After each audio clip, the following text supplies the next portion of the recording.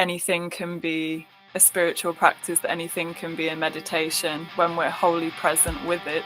Just because someone's, say, a carpenter and they've never done yoga, like working with the wood is their spiritual practice. I think that it's something that we innately can all tap into.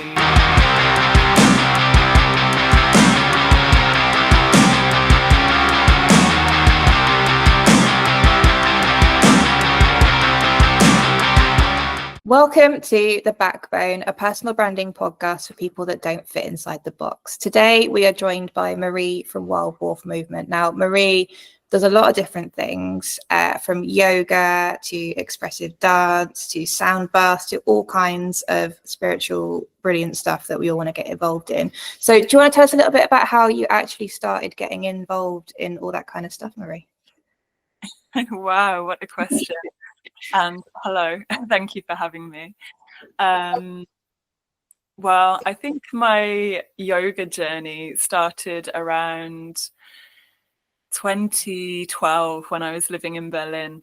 And like most people, I came to yoga for the physical benefits, but quickly found the mental benefits that it gave me were so huge that it was really something that was going to be a huge part of my life and that I wanted to share with others.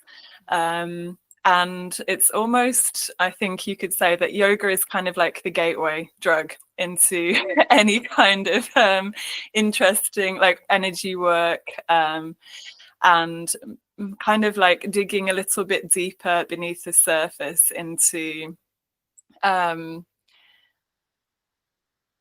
energetic work and getting to know yourself on a deeper level. And it was kind of from that awareness and from yoga I started to become more interested in spirituality and interested in different ways of connecting with myself, really, which is how I got interested in dance, awakened belly dance, and inner dance in particular, which are both styles of dance that are based on the energetic and not the aesthetic, not how it looks. Amazing. What was your introduction to yoga then? Was it personal, or was it just through your own research? So as I said, I was living in Berlin at the time, working as a freelance writer before I was a journalist, before I became a full-time movement facilitator. And I was going through a really hard time in my life, and I just found a yoga studio really conveniently on the street next to my house, and it was called Gelber Raum, Yellow Room, and it was just the best, had the most wonderful collection of teachers, and yoga had always interested me. I think actually my first introduction to yoga was when I was living in London, in Peckham, at Peckham Pulse Leisure Centre, of all places. And the teacher there was wonderful as well. And we would do laughter yoga sometimes. And I thought, wow, this is a bit strange, but I'm into it. Cool. I love that. Can I just ask what laughter yoga is before we move on? It's basically what you would expect, like lots of laughing, and just laughing for like continuously giggling. And yeah, at the beginning you just feel a bit stupid, but you get into it. Yeah. Sounds like something I could get into. I love that. So do you think you've always been like a spiritual person, or is that something that you kind of discovered as you've got older? And do you think people are sort of born spiritual and you like just are or you aren't, or you can kind of like develop it over time and it's like you can learn? Wow, that's such a good question, because what do you define as spiritual? Yeah, I'm not even really sure. I think it's, I mean, slippery term, isn't it, really? Yeah, I think for me, it's kind of believing in something other than yourself, but not necessarily like conventionally like religion or things like that. So yeah, I don't know. What do you think? Yeah, I don't know. Maybe just the belief and the search for something higher than your own ego. Yeah. I think that we all have that. Yeah. innately. It's just what way do we express it? I think some people maybe prefer to go down the path of religion, or anything can be spiritual, though. I mean, in the same way that anything can be a spiritual practice, that anything can be a meditation when we're wholly present with it. Just because someone's, say, a carpenter and they've never done yoga, like, to them, like, working with the wood is their spiritual practice. Like, so yeah, I think that it's something that we innately can all tap into. Yeah. Cool. Yeah. Could you just elaborate a bit more on the transition for you from your, you mentioned it being in a tortured artist phase when you were in Berlin, transitioning from that into being an entrepreneur, and what that was like for you? Oh gosh, interesting times. Yeah, so I joke that I was kind of living out this tortured artist phase in Berlin as an arts writer for a while. Was in my early 20s, you know, and was doing lots of kind of partying, lots of exploring the city. Berlin is a very hedonistic place to live, very fun, but it gets tiring very quickly when it exposes, you know, the kind of like, if you don't have a really strong sense of purpose and of self. And when I started going to yoga, it started to enable me to get in touch with myself and to start to work out what that purpose was, and to know myself on a deeper level, and kind of find this this well of calmness residing within me without having to look to external sources for that. And it just started to transform my entire being, because that's in essence what yoga is. It's the journey of the self to the self through the self, to quote the Bhagavad Gita. But I just started to naturally, my lifestyle just started to change naturally, you know, like I didn't think, oh, I need to change everything.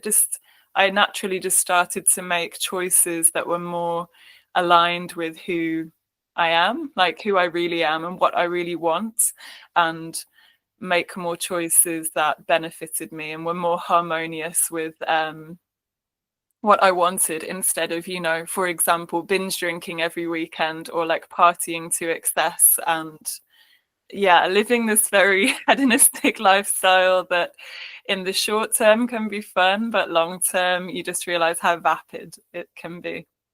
Yeah, absolutely. So yoga was like your gateway drug. What came next? What was like the next thing that you learned? So yoga's like ongoing, always, and I'll always be a student of yoga.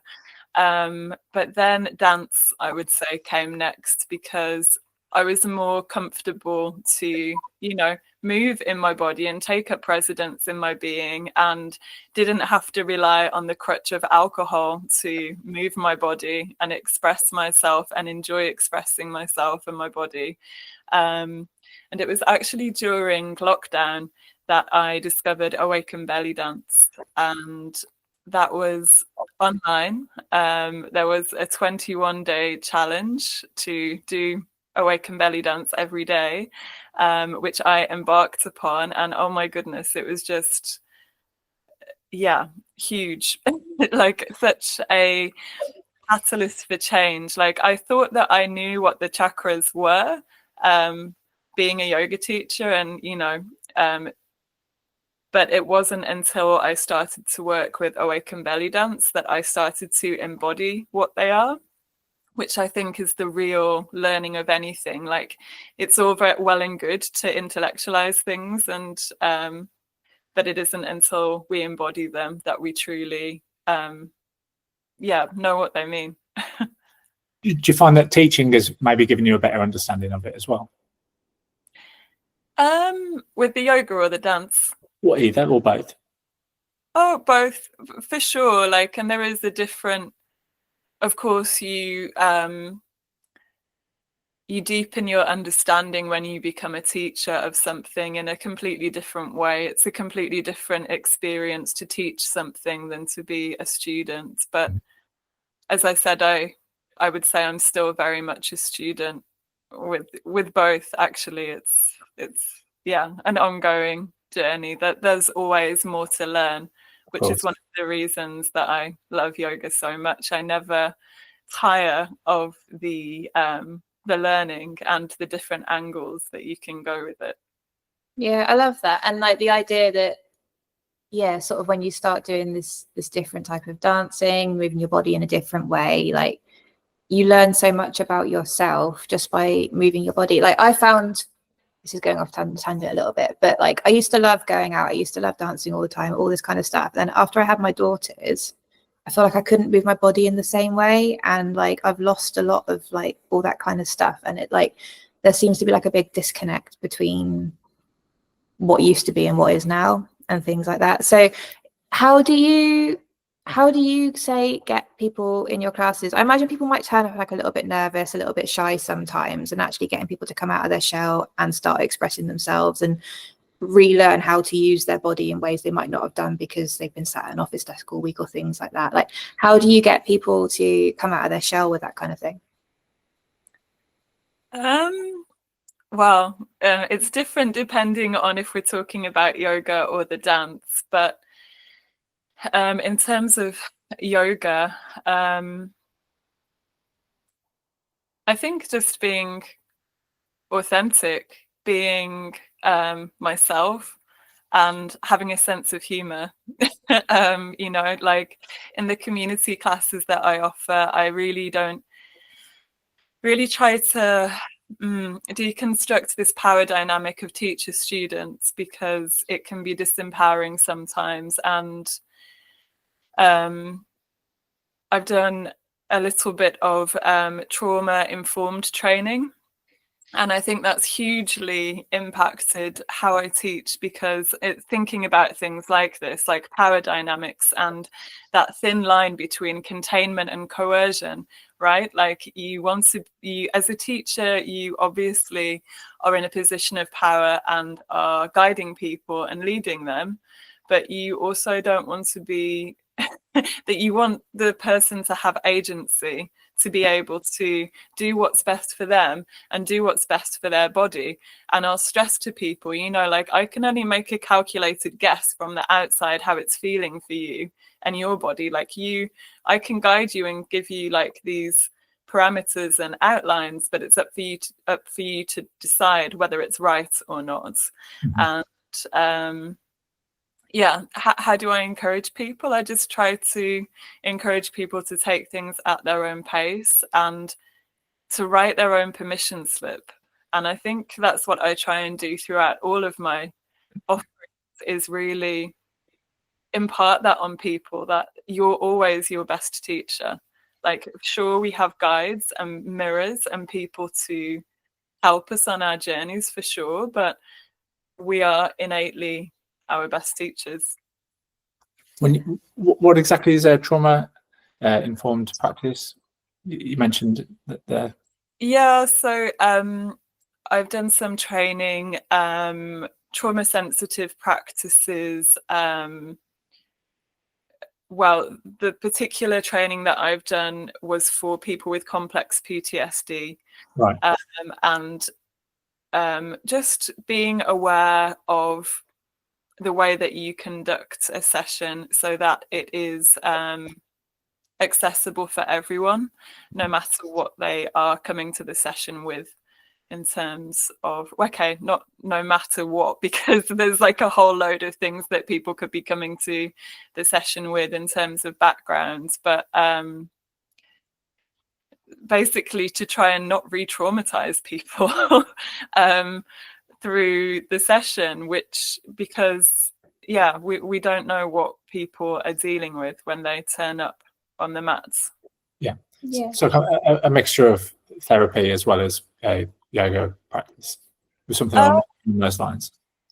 Well, yeah, it's the particular course that I did was, like I say, for people with complex PTSD, and it was it's kind of like designed to be offered alongside clinical help and therapy. It's not a standalone thing, but I think it's massively useful for all teachers.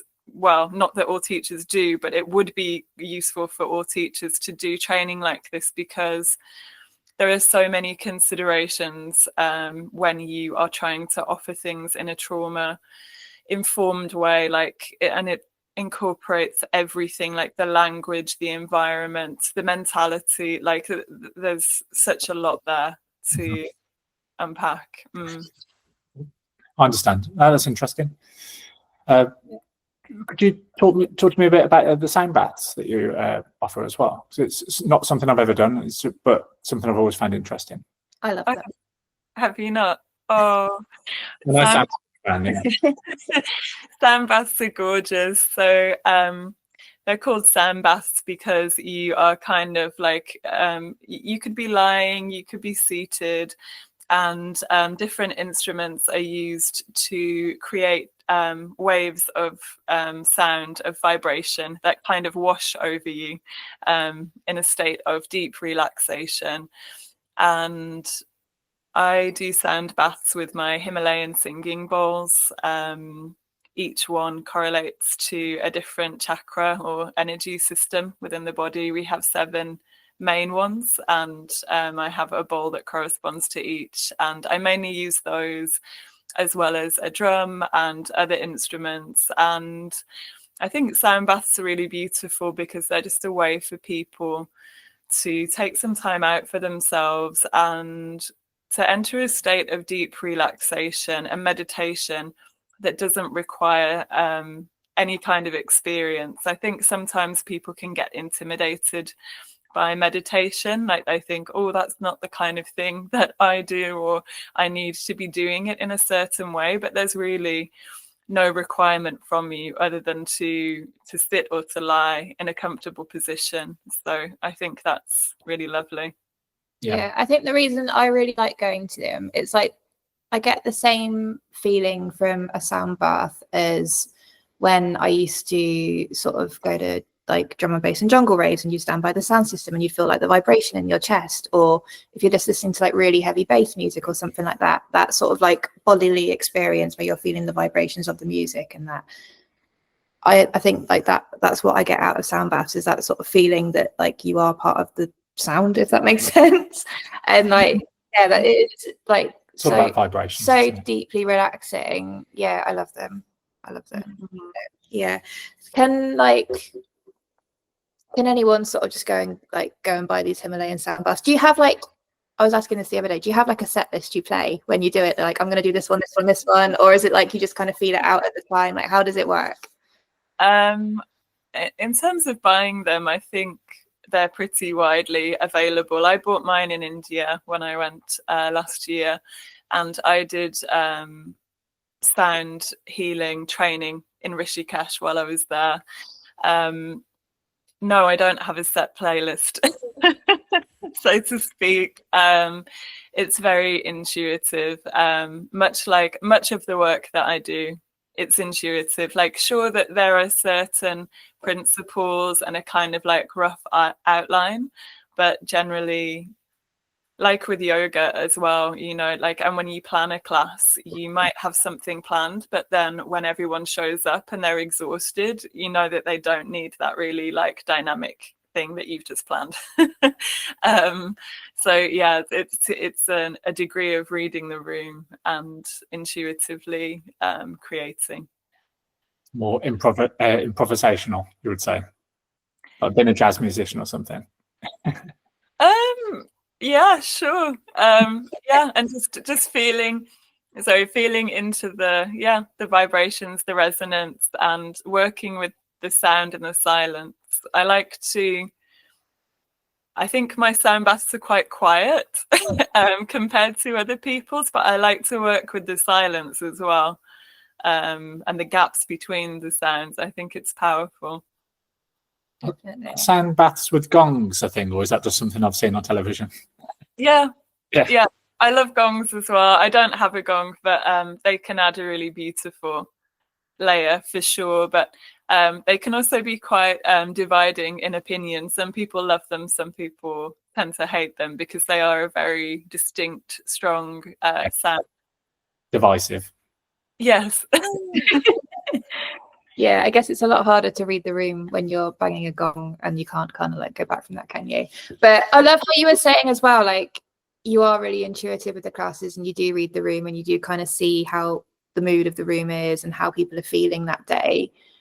And like, I feel like there's like a real sense of community as well, where people, they might not know each other, they're in this class, but they're coming together in this space, they're all doing the same thing at the same time. And I think that like that's quite magical, isn't it, where you have like everybody moving together and just quietly getting on with it and sort of getting into their own heads and I don't know, yeah, just sort of unpacking their day and things like that. So how kind of go on. I was going to say, I don't think you've experienced inner dance, but inner dance is particularly incredible for that. It's a somatic sound journey, and you start lying on the ground with your eyes closed, and then the playlist takes you on a journey.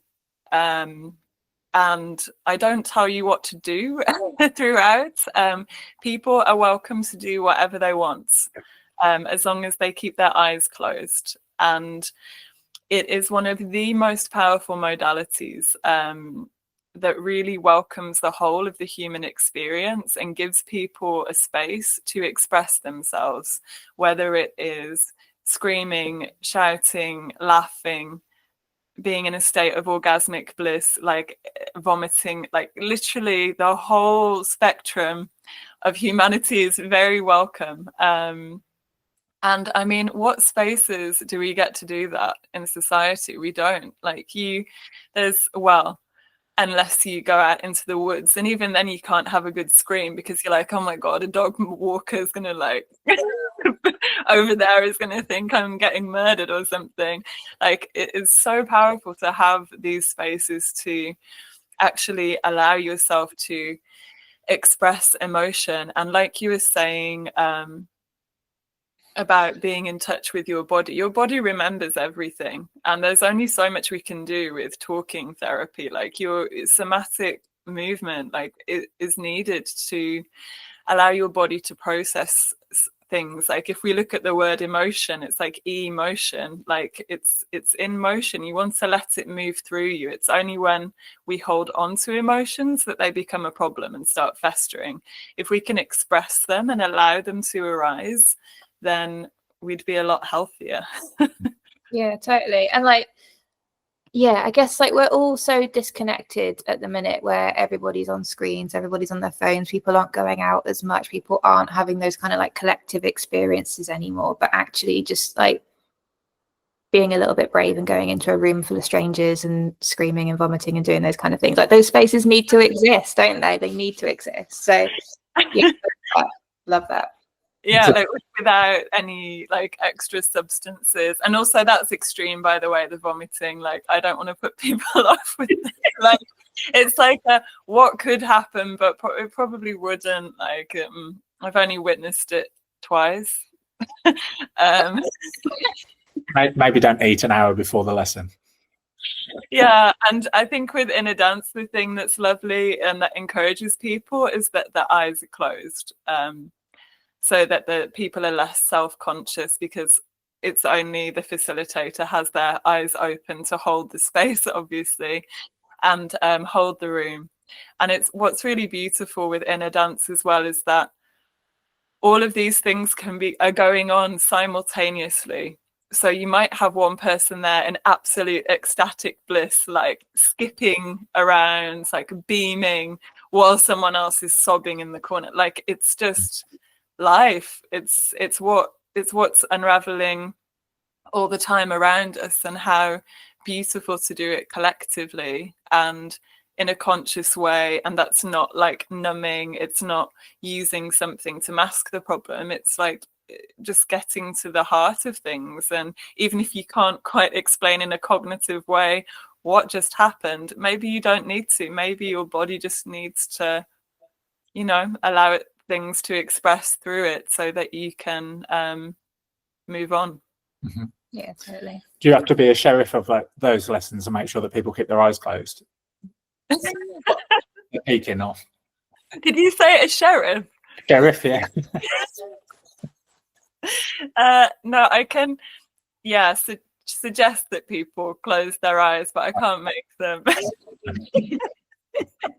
Don't go and like. Yeah. For them. Yeah, that's what I was imagining. No. Cool. All right. So, I mean, like, you're doing all this incredible spiritual practice. You're doing all these beautiful things where you're getting people to sort of like get inside themselves and discover all these new things about themselves. And it's so far removed from the idea of being an entrepreneur and running a business and all those kind of things. But you are an entrepreneur and you are running a business. So how do you kind of like balance that kind of spiritual side of things with like admin and all the boring stuff as well? The endless admin. Yeah, well, it's interesting because when I first went all in with my business around 2020, I was taking loads of advice from like marketing bros, and all of this like scarcity bullshit mindset, which is nauseating and very obvious now. I see it. And I was pushing myself way too hard. I wasn't prioritizing my practices in the way that I do now. They were still there and strong, but now I very much have integrated the way that I share my business with my work, because it's like what I'm offering is not just like a service, it's who I am and it's what I do. It's like an intrinsic part of me. So I know that I need to keep my practices strong in order to then do the more concrete things like send emails and book venues and, you know, all of the more concrete things. I've learned to, which I do enjoy doing to some extent, you know, like being a Capricorn Sun, Virgo Ascendant. I am a massive nerd and like to some extent enjoy it. But have learned not to feel guilty or in any way bad about dedicating the whole morning to, you know, singing to the goddess or doing tarot or whatever it is. And I work with that as closely as I do these more tangible, concrete, normal business methods, because both are important. Yeah, definitely. And like I can kind of see your creativity shine through in the content you put out and like the newsletters you write and things like that. You can tell that it is very authentic and it's coming from your whole practice and everything as well. So yeah, I think you've got a really good balance of both, it seems, from the outside anyway. Like it's all kind of like working quite well. Have you had any like sort of big challenges that you faced with anything like throughout your business, or has it all been quite smooth sailing because you're kind of aligned with your purpose? I'd say like with any relatively young business, I've faced, you know, lots of challenges in terms of getting things off the ground, and I don't have a business background. So for me, I have invested a lot in learning about business and learning how to run a business through doing, but then also through studying to some degree. But like I say, like in a few years ago when I was first looking at marketing and things, like all of this bro marketing crap, like, oh no, that kind of sucked me in for a while. But just all of the things that business owners struggle with. I think that when you run your own business, it's like personal development on steroids. You are literally just faced with all of your own issues, like, but in the way, like, for example, noticing the way you communicate with people or don't, noticing how you deal with conflict, not taking things personally, all of these things. Like, but I've done a lot of work with that, and now I'm at the point where, you know, like I celebrate. If I used to get upset when people unsubscribed from my newsletter, but now I celebrate it because I'm like, great, you're doing what works for you, and I don't want you to be here if you don't want to be, you know. Yeah, absolutely. You need to find your people and sort of serve them, don't you, rather than trying to please everybody. I totally get that. And like the marketing bro thing, I think everybody gets so sucked up in that at the beginning, because you see all these things claiming to, I don't know, you think everybody else is earning sort of £10,000 a week and doing all this crazy stuff, and you're like, well, why am I not doing that? But like, it's not realistic, and it is all smoke and mirrors. And I think everybody has that moment where they're like, oh, it's not real. And then they're like, okay, I'm doing okay now because I realize like I'm actually like on the right path. The con is the business model in that world, isn't it? Yeah. Kicking people into thinking that they need to do whatever it is that they're selling. Yeah, fully, like snake oil stuff. But yeah. Where did the Wild Wolf movement name come from? Oh, that's a nod to Wolverhampton, or Wolverhampton. Yes, my hometown. And then movement, because I wanted it to be, I didn't want it to just be applicable to yoga, all types of movements, and expression, and also a movement as in a movement of wanting people to be able to just take up residence in all of their being comfortably and get back to their innate inner essence. Brilliant. I thought it might have been a Wolverhampton nod. Yeah, despite being in Shropshire now. Yeah, it's cute. It's close enough. Yeah. You mentioned your star sign a minute ago and sort of the traits that you have from those. Do you kind of choose what you do and how you work based on what you know works for your star sign, things like that? Is that not a consideration? That's interesting. No, I work with my chart to some degree, yes, and will plan things around certain transits. Like there will be particular days that are good for launching things and things that are not. But when it comes to how I structure my life generally, it's around my menstrual cycle and working with her very closely, because like I say before, like working myself to the bone continually, like, and trying to slog myself into working set hours, and just, yeah, it's just not the way.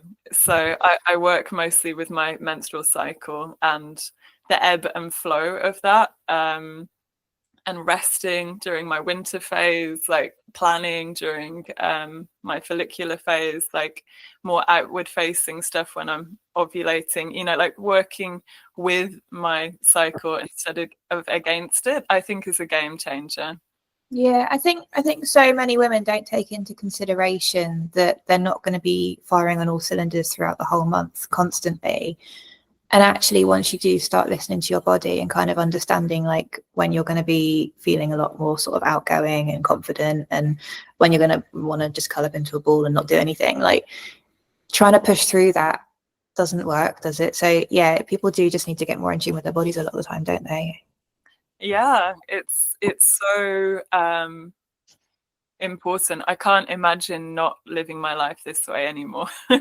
And having to, obviously things don't always fall exactly into alignment, but having that awareness and that generosity towards yourself is really important and huge. And I think, yeah, learning to work with seasons and cycles has been another huge part of my own journey, and it's something that I share. I have a 1-year online program called 13 Moons, which is a closed group of women, and we meet every month with the new moon for a women's circle. We do zodiac themed yoga every month, and we also meet with the Celtic Wheel of the Year, and share Awaken Belly Dance on those days. And I send out a love letter every zodiac season with different resources and things. But yeah, learning to tap into our own inner cycle, I think, gives us permission to slow down when we need to, and to rest instead of this like insidious hustle culture. Like, oh. I hope it doesn't sound too hustle culture-y to ask, but do you have a vision for the future of business? I still have a lot of vision and ambition. I'm just like, you know, like more relaxed. You relaxed about how things actually then turn out, because this is what I find. It's like, if things don't align, there's no point trying to fight against it. But in terms, you said, do I have plans for the future? Like a vision of where they're going. What's next for Wild Wolf Movement?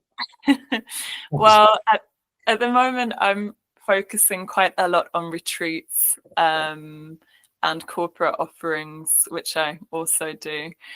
Next year, I'm sharing my first retreat in Peru in the Sacred Valley with Ingrid, who is a wonderful yoga teacher who's based half of the year in Wolverhampton and half of the year in the Sacred Valley in Peru. I know where I'd rather be, but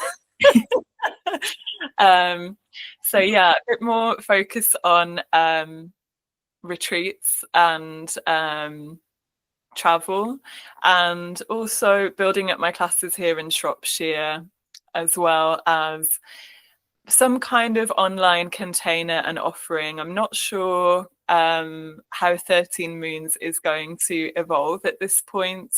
We are 8 months in at the moment, and it's been really incredible working with a closed group of people, because you really start to get to know each other on a different level and bond, and can really hold each other really beautifully when you embark upon something like that together. But I need to have a think over winter about how that will kind of pan out.